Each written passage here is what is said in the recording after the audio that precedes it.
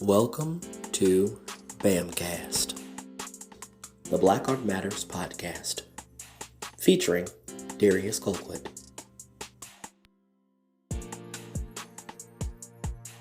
Bammers, we are so excited because we get to do one of the most amazing interviews that I've probably come in contact with in a very long time.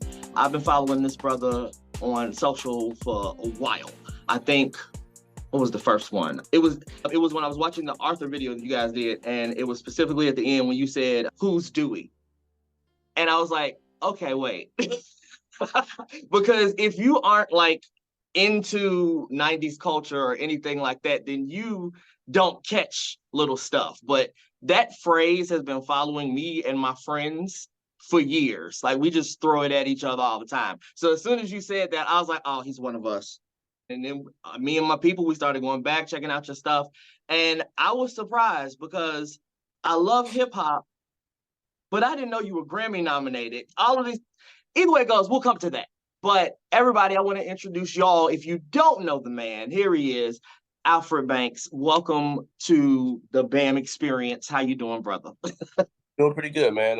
Little under the weather, but outside of that, man, I'm doing pretty good. Can't complain. You know what I mean? Got a bunch of really cool things coming up, so I'm pretty excited for sure. Awesome. And again, with everything you got going on, because I see your schedule, I see the tour coming up, I appreciate you taking any amount of time to talk to us. Just because, go ahead. I'm sorry. I was saying I'm very excited to talk to you, so it's all good. No worries. Awesome. Thank you, brother. All right. So first things first, if someone were to walk up to you and ask you, what is it that you do? Almost like they were a 5-year-old. If they had no clue about your social media stuff, if they had no clue about your music, what would you say to them? I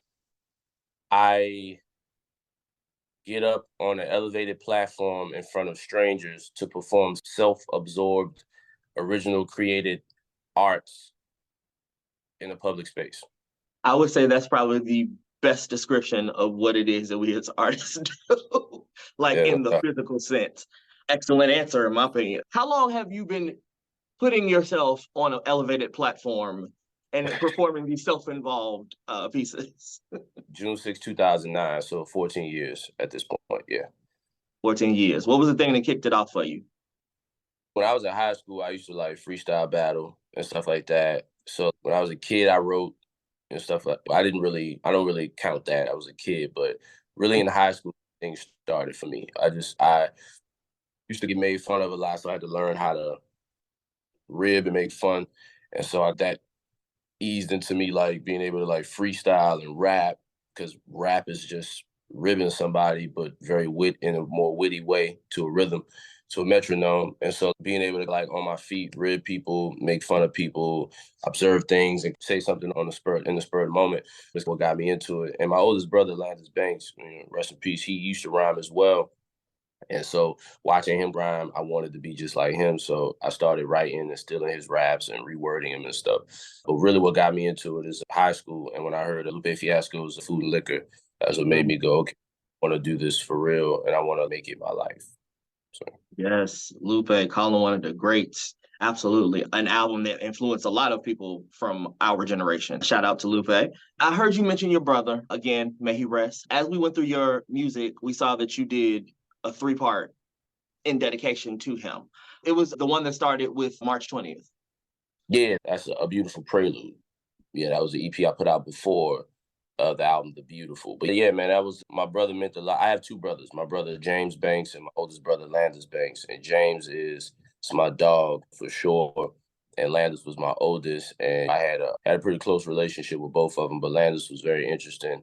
He went off to the military, and there was years where we didn't really see each other and stuff like that. So there was like this big gap. And he came back into my life around like 2012. And we were able to close the gap a little bit, but then he passed away very shortly after that. And so that death left a very big gap in my life, a space in my life. And so I decided to create about it. And yeah, some people say, yo, it's therapeutic. I just wanted, in a selfish way, I just wanted a lot of people to know. I wanted as many people as possible to know about my brother's existence. It was therapeutic, but more in a selfish way. I wanted people to know about him because he was so cool. He was such a good person.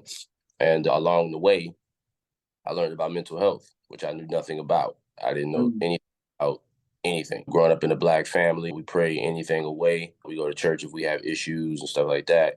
And so we didn't really I didn't really know a lot about it. And so I learned he suffered from schizophrenia. And I don't suffer from schizophrenia, but there's a lot of things that I learned that I have doing the research for A Beautiful Prelude as well as The Beautiful. And The Beautiful is like the full album about Atlantis. But I learned a lot about mental health and the issues, how it plagues the Black community and just people in general across the world. And it was a very important thing for me to figure that out. It happens all the way it's supposed to. But yeah, those two projects in particular, I can't really listen to A Beautiful Prelude. I have this like superpower of being able to very candidly express my emotions in that moment. And so I don't want to say it's not good music because it is good music, but that ain't really music you like jam to. That's whoa, you have to sit down and listen to this. And A Beautiful Prelude, I can't really listen to because that music is too personal. But The Beautiful is an incredible project that I do hope people listen to because it means a lot to me. But yeah, rest in peace, Atlantis, man. He was a really good dude, and I just wanted people to know about him. Sure. Absolutely. And again, much respect for taking that personal part of you and putting that out into your artistry. Even if you do say it is a selfish move, everything that we do as artists is selfish in some regard. It started from somewhere in here, and we just said, okay, now y'all got to know. I respect you for that. And as somebody who deals with my own mental issues and did lose a brother to a schizophrenic episode as well, I do want to say my love, my everything goes out to you and your people. For sure. I appreciate that, man. Sorry for your loss. Absolutely. Yeah, absolutely. Hey, like you said, we keep on moving. We learn what we can. We hope that we can affect somebody else in a different way so that they don't meet the same place that we met. But all that said, I know how a lot of us went through that whole pandemic phase and things about our artistry and us as people shifted. How do you feel like the 2020 era changed you as an artist? Previous to that, man, 2020 and back, or 2019 and back, I was in a relationship. I was with my ex for 7 years. Me and her rocked out. We lived together. We had a pet. We were like a real family. I had a day job. I was working for 9 years at that point. I was touring a lot, like a lot. I was on a management company. I was with this big management, same management that managed like Big Frida, Tanking the Bangas, The Sufferers, forth. And so I'm all over the country touring with Tanking the Bangas, touring with Frida. You know what I'm saying? I did Voodoo Fest. I opened for Kendrick Lamar. I'm doing all these different festivals across the United States and stuff like that. And it was really cool, man. Everything, my album, The Beautiful, charted on Billboard and charted on iTunes and all these things. And I was hot. Like it was starting to get pretty crazy. And 2020 was supposed to be the year that I was going to break out. Like there was going to be a lot. It's going to be a lot of really cool things happening. I had 75 shows booked for 2020. And it was 60 to about 75 shows. I can't remember exactly, but it was a lot of gigs. I had a tour with The Sufferers. I had my first overseas tour. It was up. I was like, I bet we in the mix. Pandemic happened. Me and my ex broke up. My job closed down and all my shows got canceled, all within a week and a half, 2 week span. You know what I mean? So I fell into a real deep depression. It was pretty bad for me. But one thing I had learned was it was my hustle that had got me to that point where I was like touring. And I toured with Mickey Factz. I've toured with Mega Ran. I've toured with all these different people. Toured by myself, P Black. I've been on the road with so many different people. And yeah, I bust my butt to get to that space. But when I was hot, like super hot, at least on the underground, like I didn't have to really work that hard. So I didn't really have to shoot as many emails out because I was getting emailed. Or I didn't have to shoot that many phone calls or texts because I was getting texted. Right. I was getting phone calls. So what the pandemic made me do was go back to square one because I lost my job. I lost my entire livelihood. I lost everything. So I had to figure out how I was going to make ends meet, because I had a day job. So I depended on that check. Granted, I made good money for music, but I always kept a day job to appease my ex. And I started doing like Uber Eats on my bicycle, making 50, 60 bucks a day, you know what I'm saying, grinding it out. I started putting my merch online, selling that super crazy and just hustling, doing features. I did a hell of features and just figuring out ways to stack my money up. And when I was looking, I was like, wow, I'm starting to be okay. Not having live shows kick my butt, but I was like, yo, I'm making it. Like I'm doing good. I'm making like I'm making some good bread right now. I'm not, and so when my job opened back up, I worked one more shift and I was like, I can't do this no more. So I quit and wound up closing down like a month later, but like for good. But the pandemic changed me as an artist because it made me realize no matter where you're at in your life, you still need to bust your ass. You still need to hustle because as someone that doesn't have a hit record, as someone that doesn't have a machine behind you, as someone that doesn't have an investor, even with the Sass Kicks thing doing what it's doing, like we don't have any investors behind us. We're doing this off the muscle. You gotta have the foot on the pedal because that's the only way to take it to another realm higher than where you're at now. You know what I mean? And that's what the pandemic taught me. It taught me to hustle, bust my ass, no matter where you're at in your life, and you'll be fine. All right. Well, based upon that journey and all of those things I think could qualify for this next question. But if there was one thing that you had to say to an artist with everything you've been through, if they're at their point where they're like, man, I don't know if I'm supposed to do this. I know I feel it, but what would you say to that person? What would be your words of encouragement? Like me, I've gone through my 14 years, I've gone through a lot of times where I wanted to quit, right? But never public. I've always kept that behind closed doors and had to figure that out on my own. Like, you'll always be frustrated. That's just life. That's with anything in life. If you're an artist, if you work at a 9 to 5 and you make $600,000 a year, you always be frustrated. That just comes with the territory. But you just got to figure out ways to pivot, and you got to have this never say die attitude about anything you do. That's how I've been able to be successful, is because I was talking to Alfred about this the other day while we were scooting on our Segway scooters. I was saying how there were times where I would tour with Tank and the Bangas. I'm rocking in front of 3,000 people in Toronto, Canada, or on Ottawa. There's all these people, but then like when I'm on my own touring, I'm in random city, USA, in front of 15 people, and then that emotional roller coaster that you go through from all of those ups and downs. Like I remember very vividly, that was 2018. And I remember I was hot, all this stuff was happening, and I toured Canada. And then I came back home and I did a show in my hometown. It was like 30 people showed up. And those type of emotional, it's like, man, I'm doing all this stuff, but y'all still don't care. Like, damn, like I'm actually giving y'all things to support. Like what? And those type of frustrations, winning local awards for best rapper and stuff, but my draw isn't being affected by it. So all those frustrations I used to have being sponsored by City Gear and Reebok and Foot Locker, and no matter how much I would promote that type of stuff, people just didn't come to the show. So it was just like, damn.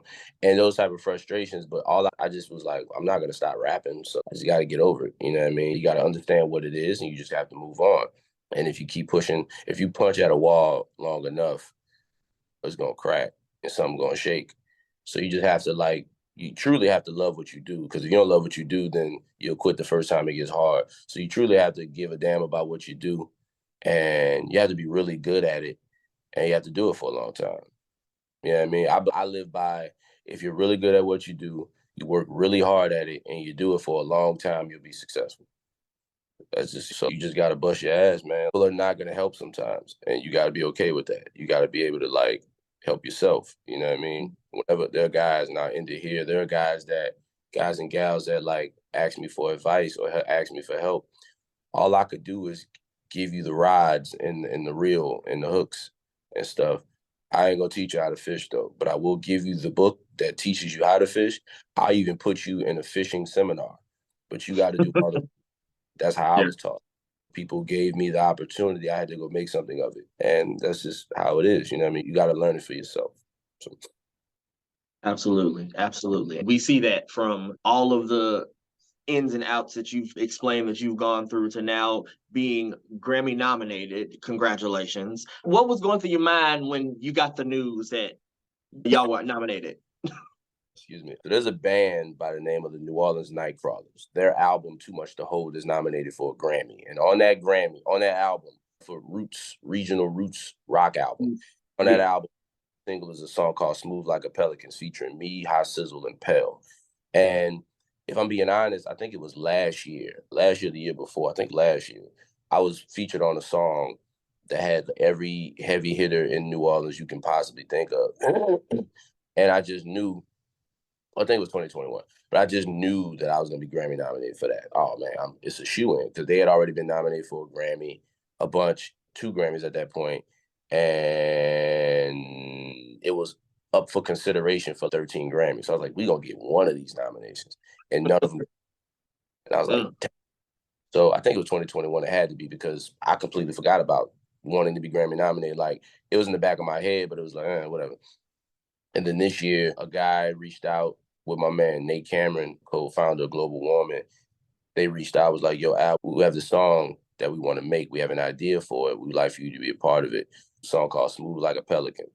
And it was written with the New Orleans Pelicans in mind. And I bet. And Pell's on it, who's an incredible rapper from New Orleans. And High Sizzle's on it, who's a legendary artist from New Orleans. And the Nightcrawler's on it, incredible live band from New Orleans. So I was like, this is a win situation for me. And I jumped on the record, showed some love, made some basketball references, and went about my business. And when the nominations came out this year, I'm in a text thread with the Nightcrawlers, Pell, High Sizzle, etc. And they're like, congratulations, the album's nominated for a Grammy. And I was like, oh, man, congrats to y'all, man. Wait, if the album's nominated for a Grammy and I'm on the lead single, does that mean I'm nominated for a Grammy? And it was like, yeah, congrats. I was like, oh, shit. Yeah, I was shocked. As much as I think of myself, I think I'm the best rapper to ever rap, right? One planet. Sneaker game is incredible. Generally handsome young man. I'm pretty cool. I ain't know I was gonna be Grammy nominated. I ain't gonna cap. The thing in my life that I thought I was gonna ride under the radar for the rest of my life. You know what I mean? A guy that oh, I heard about Alfred. Oh, that dude was dope, man. Type vibe. And to get Grammy nominated is just, first of all, shouts to these legendary artists for wanting me to be a part of a song, Little Old Alfred. And they don't look at me like that, but it's just, damn, dog, this is so cool to be a part of this star-studded project. I still haven't really processed it yet, if I'm being honest. It's just cool, man. Damn. And then the cool part is Albert's Grammy nominated this year for what he did with Tank of the Bangas. He played Food on. Shit. Okay. That's his 3rd Grammy nomination. This is my 1st.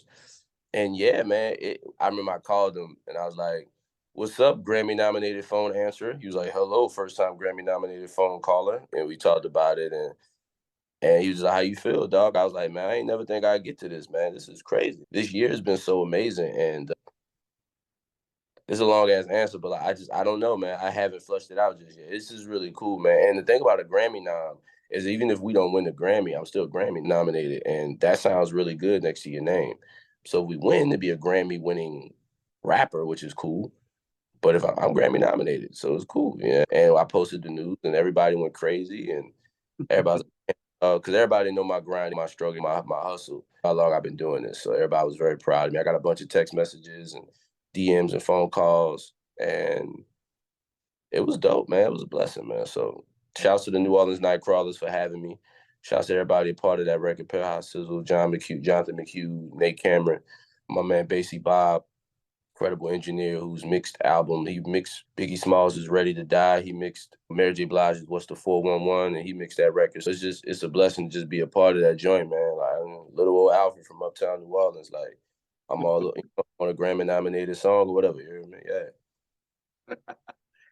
Yes, and again, congratulations to not only be connected with some of the best people to make music, but then to be recognized along with them as one of the best. It's kudos. Congratulations, bro. Thank you, man. Appreciate you. Yeah, of course. Must acknowledge the greatness that walks among us.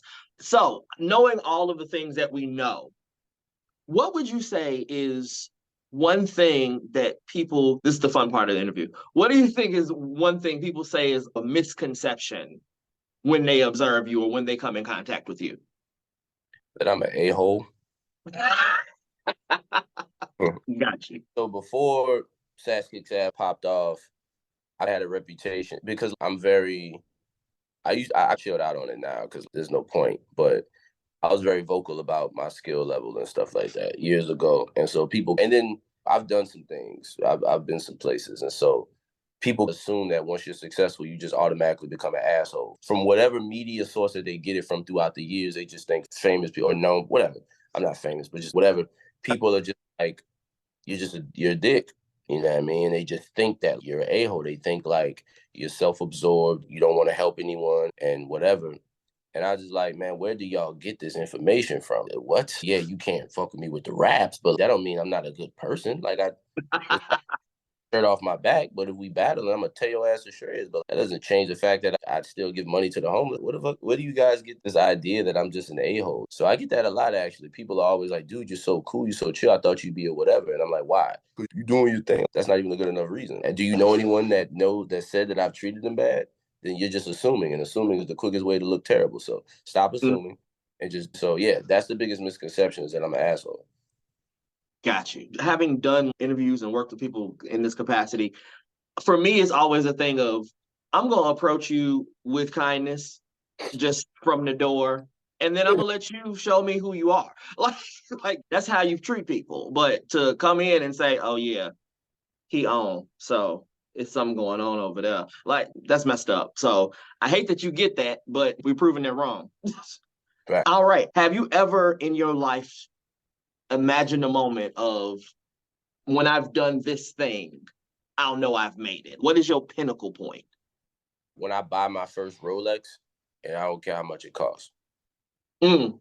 Now, money isn't just the metric for success for me, but I've always wanted a Rolex. I've always wanted one, and it's the only, like, I don't really do jewelry like that. That's not really my bag. I got like necklaces and some rings and stuff, but I don't really do jewelry, right? I'm not one of those. I don't shine that way. I like sneakers. That's my shit. No, you the kid. Appreciate it. But I want a Rolex. My grandfather I was supposed to inherit his Rolex when he passed away, but someone got it and sold it for crack. I wasn't able to get it. But shouts to crack cocaine, man. It's a very... It has affected us all. Yeah, I mean, so I want a Rolex, just plain Jane joint. But the moment that I can get one, and it don't matter how much it costs, that'd be the moment I'm like, I bet I'm where I need to be at. And outside of that, there's a pair of sneakers called the Air Mags, the Nike Air Mags, the shoe that was in the Back to the Future movie. Right. The 2015 pair, that's the one I want. The 2011 was more of a prop than anything, but 2015 pair, the ones that actually auto lace, they go for $35,000 for a pair. I want those. And when I get those, that'll probably be the last pair of shoes I ever buy. So that'd be the moment I'm like, I bet I'm good type shit. So yeah, those two things. And yeah, those would be the two ways that I know, like, I bet we in the mix now. Much respect for the Back to the Future sneaks. Man, I feel you on that. I feel you. Soon as they said they were out, I'm like, okay, we have goals. All right, let's go. 100%. When I saw the first pair, I think the first pair go for like about 15 racks. And I was like, and then those shoes were like charity joints, so you couldn't just get them. And I remember watching Dave Letterman, and I remember Cuddy had a pair on. And I was like, ugh. And I've seen people throughout the years have them, and I'm just like, man. And then when they re-dropped them, they re-released them with the ones that actually auto lace. I was like, yo, you're so crazy. When I saw the price, I was like, damn, one day I'm going to get them joints. I'm going to get those joints one day, so it's going to be cool. I can't wait to see you rock them at a show, because I know it's coming. It's up. It's up.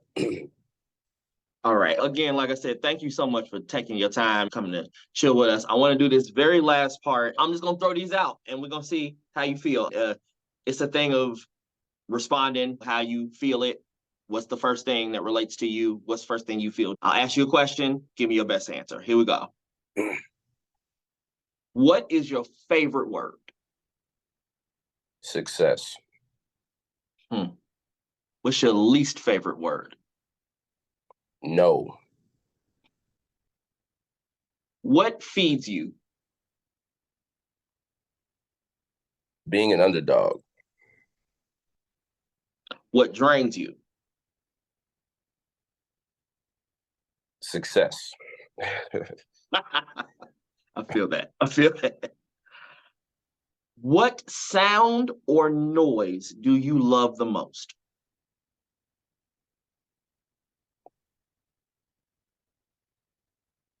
Crowds clapping. What sound or noise do you hate the most? Doors shutting.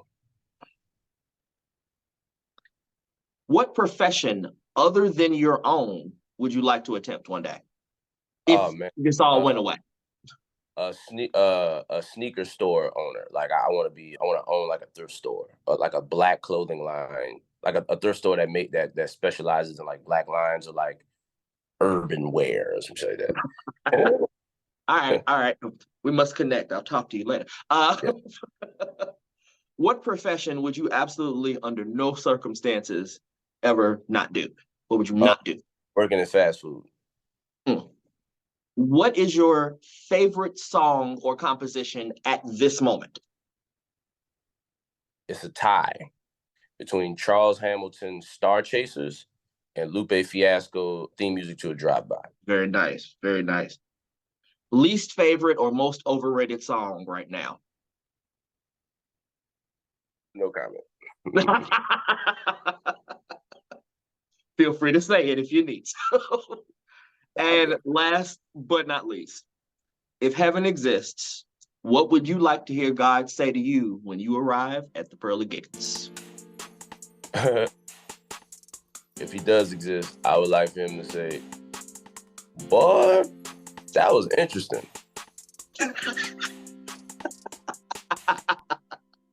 I actually, yes, me too. I hope that's exactly the first phrase I hear when I get there. Brother, again, thank you for your time. Thank you so much for jumping in, talking with us, spending this time, because I know you are busy, and I'm hoping that when February rolls around, we can probably swing you over to Michigan for one more hit after you get done in Milwaukee. Grand Rapids is February 10th. So we just you already booked?